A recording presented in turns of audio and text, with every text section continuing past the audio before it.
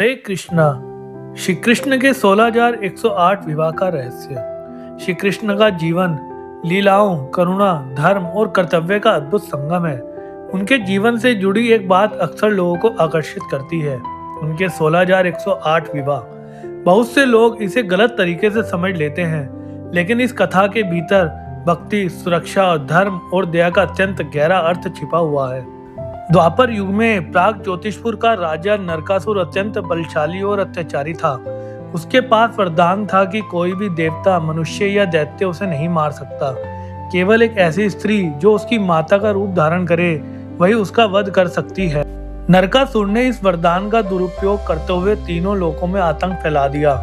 नरकासुर ने देवताओं की कन्याओं, ऋषियों की पुत्रियों और राजकुमारियों को बलपूर्वक बंदी बना लिया। 16,100 स्त्रियां उसकी कैद में थी, जो प्रतिदिन भय और अपमान का जीवन जी रही थी। उनके परिवार भी उन्हें वापस स्वीकार करने में असमर्थ थे, क्योंकि उस समय समाज ऐसे बंधकों को पुनः नहीं अपनाता था।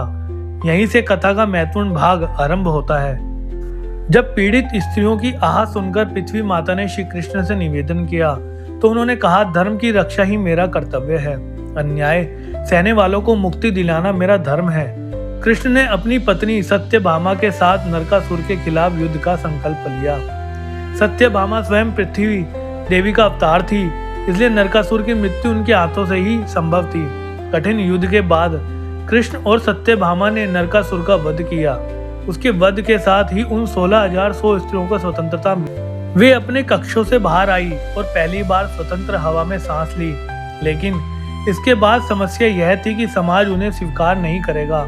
उन स्त्रियों ने श्री कृष्ण से विनम्र प्रार्थना की, हे प्रभु, यदि आप हमें स्वीकार न करेंगे तो हम संसार में कैसे जिएंगी?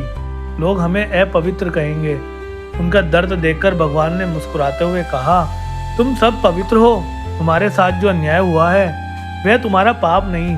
यदि समाज तुझे अपनाने से मना करता है तो मैं तुम्हें अपना लेता हूँ। और यही से श्री कृष्ण ने एक दिव्य निर्णय लिया। उन्होंने उन सभी स्त्रियों का सम्मान बचाने के लिए उनसे विवाह किया। यह विवाह भोग के लिए नहीं, सम्मान और सुरक्षा प्रदान करने के लिए था। कृष्ण ने उन स्त्रियों का वह सम्मान दिया जो समाज ने देने से मना कर दिया था। यह विवाह एक दिव्य संदेश थे, जिसे समाज ठुकरा दे उसे कृष्ण अपनाते हैं। किसी का अतीत उसके सम्मान को नहीं तय करता। कहा जाता है कि कृष्ण ने द्वारका में 16,108 महल बनवाए। हर महल अलग, हर रानी सम्मानित।